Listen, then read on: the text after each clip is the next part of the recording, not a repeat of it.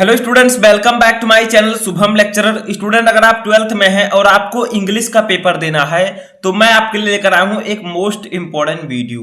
Student, इस video में हम क्लास 12 इंग्लिश ग्रामर के उन सभी मोस्ट इंपॉर्टेंट क्वेश्चंस को पढ़ेंगे जो कि इस बार आपके बोर्ड एग्जाम में पूछे जाएंगे। स्टूडेंट, अगर आप 12th में हैं और आपको बोर्ड एग्जाम देना है तो इस वीडियो को आपको शुरू से लेकर लास्ट तक देखना है, क्योंकि इस वीडियो में मैं आपको क्लास 12 इंग्लिश ग्रामर के 21 मोस्ट इंपॉर्टेंट क्वेश्चंस को बताऊंगा।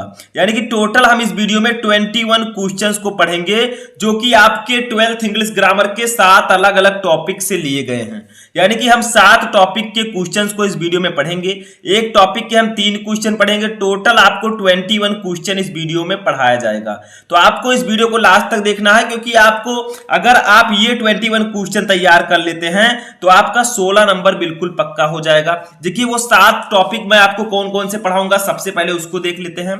देखिए, वो 7 टॉपिक कौन कौन से होंगे। सबसे पहला आपका होगा डायरेक्ट एंड इनडायरेक्ट नरेशन, इसके हम 3 क्वेश्चन पढ़ेंगे। दूसरा है सिंथेसिस ऑफ सेंटेंसेस, जिसके भी 3 क्वेश्चन। तीसरा है ट्रांसफॉर्मेशन ऑफ सेंटेंसेस, इसके भी 3 क्वेश्चन। चौथा है सिंटैक्स, 3 क्वेश्चन। पांचवा है एंटोनिम्स, इसके भी 3 क्वेश्चन।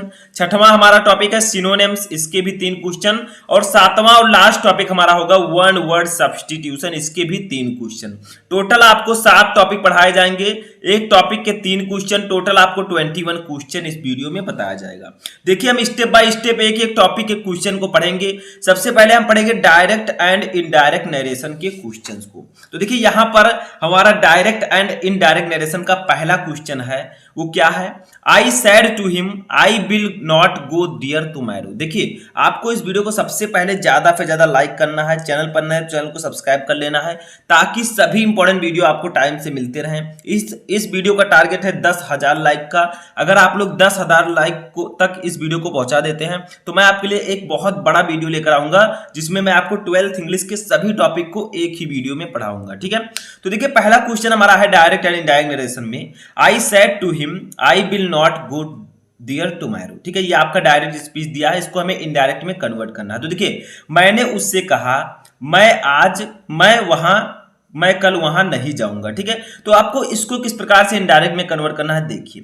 सबसे पहले आप ये ध्यान दीजिए कि आपका जो रिपोर्टेड क्लास है इसमें कौन सा टेंस है। तो देखिए, इसमें विल या शैल का यूज हुआ है। ठीक है, तो हम क्या करेंगे, ये आपका है तो हम लिखेंगे आई। सैड टू के स्थान पर यहां पर हम टोल्ड का यूज करेंगे। ठीक है, क्योंकि ये ना ये इंट्रोगेटिव सेंटेंस है ना इंपरेटिव सेंटेंस है, तो यहां पर हम टोल्ड का यूज करेंगे। तो आई टोल्ड हिम। ठीक है, अब आपको डैट लगाना है बीच में, इसमें डैट। ठीक है, अब देखिए, आई है फर्स्ट पर्सन का प्रोनाउन, ये बदलेगा सब्जेक्ट से, सब्जेक्ट है आई। ठीक है, तो यहां पर आपका आई का आई ही रहेगा, आई। विल बदल जाएगा वुड में, क्योंकि अगर आपके डायरेक्ट स्पीच में विल है तो इनडायरेक्ट में जब हो जाएगा तो वुड में कन्वर्ट हो जाएगा। ठीक है, तो I would not go there. ठीक है, अब टुमारो का क्या हो जाएगा, टुमारो का हो जाएगा द नेक्स्ट डे। टुमारो को जब आप इनडायरेक्ट में कन्वर्ट करेंगे तो द नेक्स्ट डे हो जाएगा। ठीक है, तो ये आपका इनडायरेक्ट में कन्वर्ट हो चुका है। ध्यान से आपको समझना है, टाइम नहीं देखना है, क्योंकि जब आपके समझ में अच्छे से आ जाएगा तो इससे रिलेटेड कोई भी क्वेश्चन आएगा आप उसको आसानी से कर लेंगे। अच्छा, दूसरा देखिए हमारा है my father said to me don't worry. अब देखिए, ये जो सेंटेंस है इसमें जो ये आपका रिपोर्टेड क्लास है जो इन्वर्टेड कामा के अंदर है, ये है इंपरेटिव सेंटेंस में। देखिए, मेरे पिताजी ने मुझसे कहा चिंता मत करो। ठीक है, तो ये इंपरेटिव सेंटेंस है, तो इसमें हमें क्या करना है, तो देखिए, तो माई फादर। ठीक है, अब देखिए, यहां पर चिंता मत करो, तो फादर जो है, पिताजी जो है, वो मुझसे जो है मुझे एडवाइस दे रहे हैं। ठीक है, अगर यहां पर एडवाइस दिया जा रहा है तो आपको सेड टू के स्थान पर एडवाइस्ड का यूज करना है। अगर ऑर्डर दिया जाता तो ऑर्डर्ड का यूज करते, अगर रिक्वेस्ट किया जाता तो रिक्वेस्टेड का यूज करते। ठीक है, तो आपको जो रिपोर्टेड क्लास है उसके भाव के अनुसार यहां पर यूज करना है, तो सेड टू के स्थान पर हम एडवाइस्ड का यूज करेंगे। ठीक है, तो माई फादर एडवाइज्ड मी। ठीक है, अब इसमें इंपरेटिव सेंटेंस में क्या होता है, हम डैट का यूज नहीं करते हैं। ठीक है, टू का यूज करते हैं, लेकिन ये आपका निगेटिव है, डोंट है, तो पहले नॉट लगा देंगे तब टू लगाएंगे। ठीक है, नॉट टू वरी। ठीक है, तो ये आपको ध्यान रखना है जब आप इंपरेटिव सेंटेंस को इनडायरेक्ट में कन्वर्ट करें। अगर आपका रिपोर्टेड क्लास इंपरेटिव सेंटेंस में है तो उसको जब हम इनडायरेक्ट में कन्वर्ट करेंगे तो टू का यूज करेंगे। ठीक है, बीच में समझ में आया? अगर लेट आ जाए या लेटस आ जाए तो उसका रूल अलग है, लेकिन यहां पर इस प्रकार से हम इसको कन्वर्ट करेंगे। ऐसा तीसरा देखिए, इसमें हमारा जो क्या है, Mridul said to me why do you not buy a car, यानी कि मृदुल ने मुझसे कहा तुम एक कार क्यों नहीं खरीदते हो। ठीक है, तो यहां पर देखिए क्या है, जो आपका रिपोर्टेड क्लास है ये इंट्रोगेटिव सेंटेंस में है, तो इंट्रोगेटिव सेंटेंस का रूल अलग है। देखिए 3 क्वेश्चन मैं आपको बताऊंगा, तीनों के तीनों अलग अलग सेंटेंस होंगे। ठीक है, थोड़ा अलग अलग मैं आपको बताऊंगा ताकि आपको कई प्रकार के क्वेश्चन समझ में आ जाए। देखिए मृदुल, ठीक है, अब जो इंट्रोगेटिव सेंटेंस होता है इसमें हम आस्क्ड का यूज करते हैं या इंक्वायर्ड ऑफ का यूज करते हैं। ठीक है, तो यहां पर हम सेड टू के स्थान पर आस्क्ड का यूज करेंगे। ठीक है, तो मृदुल आस्क्ड मी। ठीक है, अब देखिए यहां पर जो आपका व्हाई है, क्वेश्चन वर्ड आगे आया है। ठीक है, तो हम यहां पर व्हाई को डायरेक्टली लिख देंगे। अगर मान लीजिए यहां पर व्हाई नहीं रहता, केवल डू रहता, तो हम इफ या वेदर का यूज करते। ठीक है, लेकिन यहां पर क्वेश्चन वर्ड अगर आगे आ जाए तो आपको डायरेक्टली क्वेश्चन वर्ड को लिखना है, फिर सब्जेक्ट को। तो देखिए यू सब्जेक्ट है, यू है सेकंड पर्सन का प्रोनाउन, ये बदलेगा ऑब्जेक्ट से, ऑब्जेक्ट है मी के लिए हम सब्जेक्टिव केस यूज करेंगे आई। ठीक है, तो व्हाई आई। अब देखिए यहां पर ये कौन सा टेंस है, इसको समझिए। देखिए डू यू लगा है, यानी कि ये आपका है प्रेजेंट इंडेफिनिट टेंस। ठीक है, तो जब इसको हम इनडायरेक्ट में कन्वर्ट करेंगे तो ये पास्ट इंडेफिनिट टेंस में कन्वर्ट हो जाएगा। ठीक है, तो why do you not buy a car, तो ये आपका है क्या है, तुम एक कार क्यों नहीं खरीदते हो, तो ता है ती है आ गया, तो ये आपका प्रेजेंट इंडेफिनिट टेंस है। तो इसको हम पास्ट इंडेफिनिट टेंस में कन्वर्ट करेंगे इनडायरेक्ट में। ठीक है, क्योंकि रूल है कि अगर आपका डायरेक्ट स्पीच में रिपोर्टेड क्लास जो है वो प्रेजेंट इंडेफिनिट टेंस में है, तो जब उसको इनडायरेक्ट में कन्वर्ट करेंगे तो वो पास्ट इंडेफिनिट टेंस में कन्वर्ट हो जाएगा। ठीक है, तो आई। अब देखिए बाय, अब चूंकि पास्ट इंडेफिनिट टेंस में हम सेकंड फॉर्म का यूज करते हैं, तो यहां पर क्या होगा, बॉट का यूज करेंगे। ठीक है, तो व्हाई, सॉरी यहां पर देखिए ये आपका निगेटिव है। ठीक है, अगर ये निगेटिव है तो पास्ट इंडेफिनिट टेंस जब आपका निगेटिव होता है तो वहां पर हम डिड नॉट का यूज करते हैं, डिड नॉट। ठीक है, डिड का यूज करेंगे और नॉट लगा है तो नॉट लगाएंगे, और बाय ए कार हम लिख देंगे। ठीक है, बाय ए कार। ठीक है, तो ये आपका चेंज हो चुका है इनडायरेक्ट में। Mridul asked me why I did not buy a car, तो अगर आपका रिपोर्टेड क्लास जो है वो प्रेजेंट इंडेफिनिट टेंस में है, तो जब उसको इनडायरेक्ट में कन्वर्ट करेंगे तो वो पास्ट इंडेफिनिट टेंस में कन्वर्ट हो जाएगा।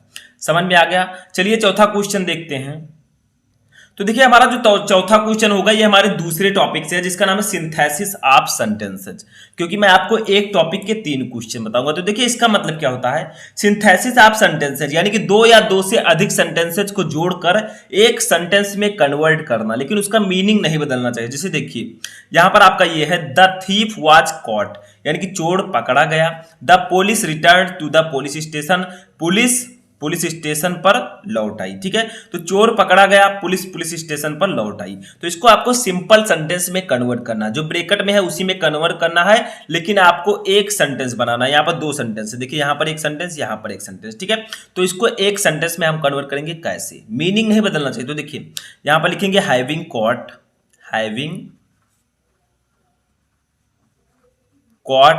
The thief, the police returned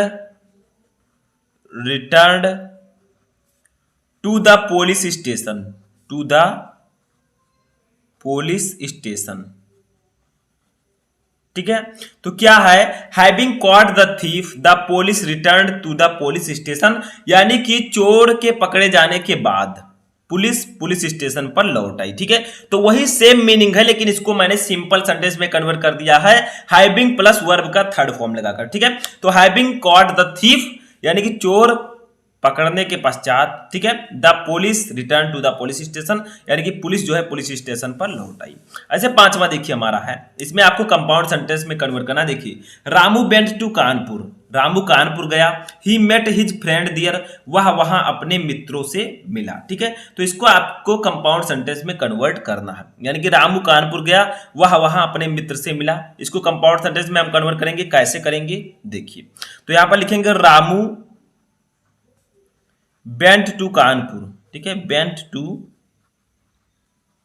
Kanpur, बीच में लगा देंगे एंड। ठीक है, and he met his friend there. ठीक है, दियर। तो देखिए रामू वेंट टू कानपुर, रामू कानपुर गया, एंड और he met his friend there, वह वहां अपने मित्र से मिला। ठीक है, तो मैंने सिर्फ बीच में एंड लगा दिया, ये आपका कंपाउंड सेंटेंस में कन्वर्ट हो गया और आपका मीनिंग भी सेम है। तो इसी प्रकार से आपको सिंथेसिस सॉल्व करना होता है। तो रामू कानपुर गया और वह वहां अपने मित्र से मिला। ठीक है, ऐसे छठवां देखिए हमारा है Rita found her pen, Rita को उसकी पेन मिल गई। The pen was lost, pen खो गई थी। ठीक है, तो इसको आपको सिंपल सेंटेंस में कन्वर्ट करना है। कैसे करेंगे, तो हम सिंपली लिख देंगे Rita found her lost pen, her lost pen. इसका मतलब क्या होगा, रीता को उसकी खोई हुई पेन मिल गई। ठीक है, तो रीता को उसकी खोई हुई पेन मिल गई। ऊपर क्या था, Rita found her pen, Rita को उसका पेन मिल गया। The pen was lost, pen खो गई थी। तो नीचे क्या होगा, Rita found her lost pen, Rita को उसकी खोई हुई पेन मिल गई। ठीक है, तो इसमें कोई भी दिक्कत नहीं है, सिंपल आपको करना है दो या दो से अधिक सेंटेंसेस को जोड़कर एक सेंटेंस में कन्वर्ट करना है। ठीक है, जो ब्रेकेट में दिया गया है उसी के अनुसार। समझ में आ गया। चलिए नेक्स्ट क्वेश्चन देखते हैं। तो देखिए नेक्स्ट क्वेश्चन हमारा ट्रांसफॉर्मेशन ऑफ सेंटेंसेस टॉपिक से। इसका मतलब क्या होता है, ट्रांसफॉर्मेशन ऑफ सेंटेंसेस का मतलब सेंटेंसेस को ट्रांसफॉर्म करना। लगभग उसी तरह है, लेकिन इसमें आपको सेंटेंसेस को जोड़ना नहीं होता। देखिए जैसे देखिए, no other metal is as useful as iron, यानी कि कोई भी मेटल इतना ज्यादा यूजफुल नहीं है जितना कि आयरन। ठीक है, इसको आपको सुपरलेटिव डिग्री में कन्वर्ट करना है क्योंकि ये पॉजिटिव डिग्री में है। ठीक है, तो कैसे करेंगे, तो सिंपल है, हम लिखेंगे आयरन, पहले लिखेंगे तो आयरन इज द, तो आपको क्या करना है, इस पॉजिटिव डिग्री को सुपरलेटिव डिग्री में ट्रांसफॉर्म करना। यही होता है ट्रांसफॉर्मेशन, यानी कि सेंटेंसेस को परिवर्तित करना। ठीक है, यही होता है, या ट्रांसफॉर्म करना। तो iron is the most useful, ठीक है, iron is the most useful metal. ठीक है, iron is the most useful metal. बस ये आपका सुपरलेटिव में कन्वर्ट हो गया, iron is the most useful metal, यानी कि आयरन सबसे यूजफुल मेटल है। ठीक है, सबसे यूजफुल मेटल है, सबसे उपयोगी मेटल है। ठीक है, समझ में आया। ऐसे देखिए आठवां है, he did not fail to join party, यानी कि वह पार्टी में शामिल होने से असफल नहीं हुआ, यानी कि वह पार्टी में शामिल होने में असफल नहीं हुआ, या वह पार्टी में शामिल होने से नहीं चूका। ठीक है, इसको आपको अफर्मेटिव सेंटेंस में कन्वर्ट करना है, लेकिन मीनिंग नहीं बदलना चाहिए। तो देखिए नीचे क्या लिखेंगे हम, ही ज्वाइंड द पार्टी, ठीक है, यानी कि उसने, वह पार्टी में शामिल हुआ। ठीक है, ही ज्वाइन द पार्टी। तो ऊपर क्या था, वह पार्टी में शामिल होने में असफल नहीं हुआ, यानी कि सिंपल है, वह पार्टी में शामिल हो गया। और नीचे क्या है, ही ज्वाइन द पार्टी, वह पार्टी में शामिल हुआ। ठीक है, तो दोनों का मीनिंग सेम है, बस इसको मैंने निगेटिव को अफर्मेटिव में कन्वर्ट कर दिया। ऐसे 19 नंबर देखिए, did the hunter shoot the lion. ठीक है, did the hunter shoot the lion, क्या शिकारी ने लायन का शिकार किया। ठीक है, क्या शिकारी ने लायन का शिकार किया। तो इसको आपको पैसिव वॉइस में कन्वर्ट करना है। ठीक है, कैसे करेंगे, तो देखिए सिंपल है, पैसिव वॉइस कैसे कन्वर्ट करेंगे। सबसे पहले आपको ये पहचानना है कि ये कौन सा टेंस है। देखिए डिड आगे लगा है, यानी कि ये पास्ट इंडेफिनिट टेंस है। तो पास्ट इंडेफिनिट टेंस को जब हम पैसिव वॉइस में कन्वर्ट करते हैं तो सबसे पहले हम क्या करेंगे, इसमें वाज का यूज करेंगे, वाज बेयर का, क्योंकि डिड आगे है तो उसमें भी हेल्पिंग वर्ब आगे होगा, तो इसमें हम वाज बेयर का यूज करते हैं। दूसरी बात आपको ये करना है, जब आप पैसिव वॉइस इसको बनाएं तो आपको ऑब्जेक्ट पहले लिखना है। ठीक है, सब्जेक्ट जहां लिखते हैं आपको ऑब्जेक्ट लिखना है। तो देखिए, क्या शिकारी ने शेर का शिकार किया, तो किसका शिकार किया, शेर का, लायन का। ठीक है, तो लायन आपका ऑब्जेक्ट होगा, किसने किया, हंटर ने। तो किसने का प्रश्न करने पर आपको सब्जेक्ट मिलेगा। ठीक है, तो हम लिखेंगे वाज, यहां पर क्या लिखेंगे, वाज, क्योंकि जब हम पास्ट इंडेफिनिट टेंस का पैसिव वॉइस बनाएंगे तो वाज बेयर का यूज करेंगे, प्लस वर्ब का थर्ड फॉर्म। तो was the lion, the lion क्या है, ये आपका ऑब्जेक्ट है, तो वाज द लायन। अब आपको वर्ब लिखना है, तो शूट का थर्ड फॉर्म होता है शॉट। ठीक है, शॉट बाई, बाई लगाकर हम सब्जेक्ट लिख देंगे, तो बाई द हंटर आपका सब्जेक्ट है। ठीक है, तो इस प्रकार से आपको पैसिव वॉइस बनाना है। समझ में आ गया, कुछ भी नहीं है। तो यहां पर मैंने आपको 3 क्वेश्चन ट्रांसफॉर्मेशन ऑफ सेंटेंसेस के बताए। अब हमारा जो 10वां क्वेश्चन होगा वो सिंटैक्स से होगा। सिंटैक्स का मतलब क्या होता है, अगर सेंटेंस में कोई गलती है उसको आप करेक्ट कीजिए। सिंटैक्स का मतलब होता है करेक्शन ऑफ सेंटेंसेज। सेंटेंस में कोई भी गलती है आप उसको करेक्ट करके लिखिए। जैसे देखिए, the Delhi is a big city, यानी कि दिल्ली एक बड़ा शहर है। इसमें गलती क्या है, देखिए कोई भी शहर है उसके आगे हम दा नहीं लगाएंगे, तो Delhi is a big city, is a big city.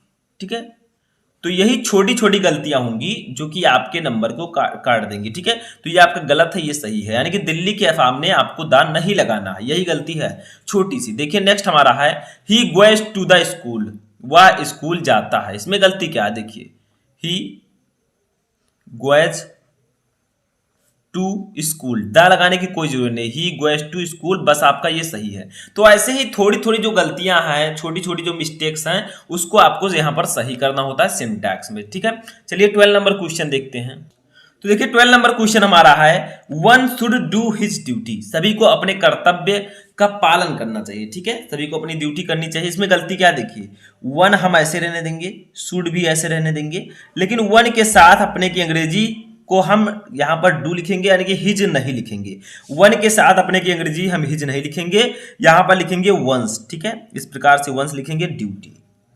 तो अब ये आपका सही है, one should do once duty, सभी को अपने कर्तव्य का पालन करना चाहिए। तो यहां पर हिज नहीं, हिज के स्थान पर वंस का यूज करेंगे, ठीक है। कहीं भी आपको वन के साथ हिज दिखे तो आपको वंस कर देना। अब देखिए ये था आपका सिंटैक्स। अब हम जो 30 नंबर क्वेश्चन देखेंगे वो एंटोनिम से होगा।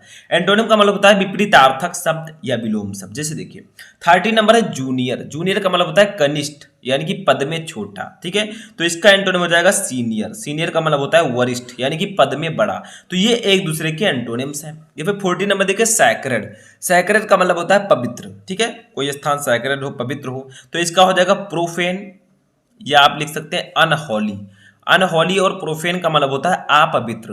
तो देखिए सैक्रेड का मतलब पवित्र, प्रोफेन या अनहोली का मतलब अपवित्र। तो ये दोनों एक दूसरे के एंटोनिम्स होंगे।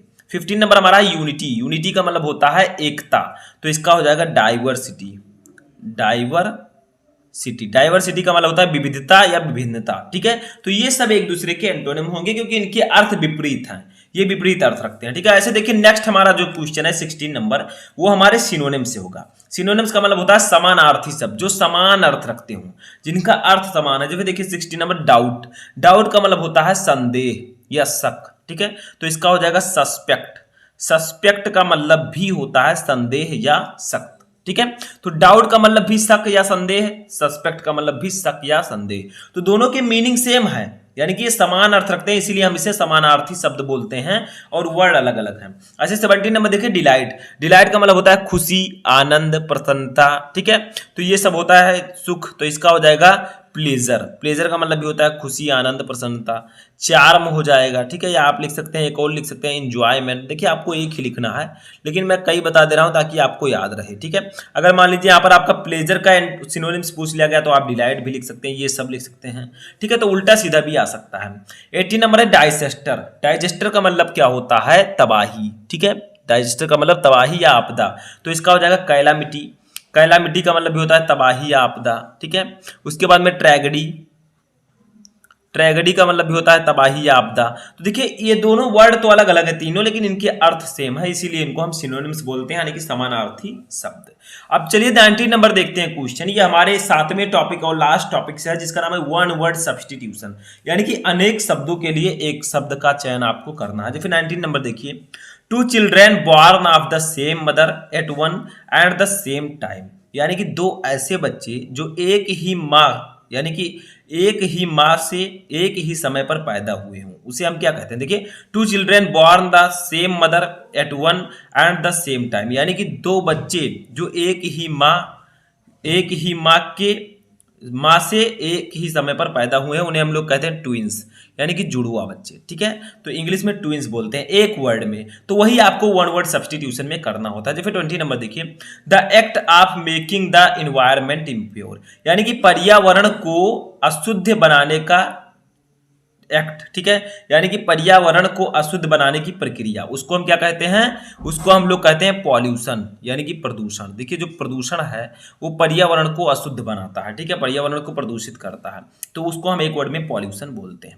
अब 21 में देखिए a person who Yeats everything, यानी कि वह व्यक्ति जो सब कुछ खाता हो, उसे हम लोग एक वर्ड में बोलते हैं ऑमनीवोरस, ऑमनीवोरस, वोरस यानी कि सर्वाहारी, सर्वभक्षी, जो सब कुछ खाता हो, ठीक है, तो उसे हम एक वर्ड में ऑमनीवोरस बोलते हैं। तो यहाँ पर मैंने आपको 21 मोस्ट इंपॉर्टेंट क्वेश्चन बताया जो कि आपके 12th इंग्लिश ग्रामर के 7 अलग अलग टॉपिक से थे। आई होप कि आपको ये सभी क्वेश्चन समझ में आ चुके होंगे। कैसा लगा आपको वीडियो कमेंट करके बताएं। हम मिलेंगे नेक्स्ट वीडियो में नेक्स्ट टॉपिक के साथ, तब तक आप लोग अपनी तैयारी करते रहें।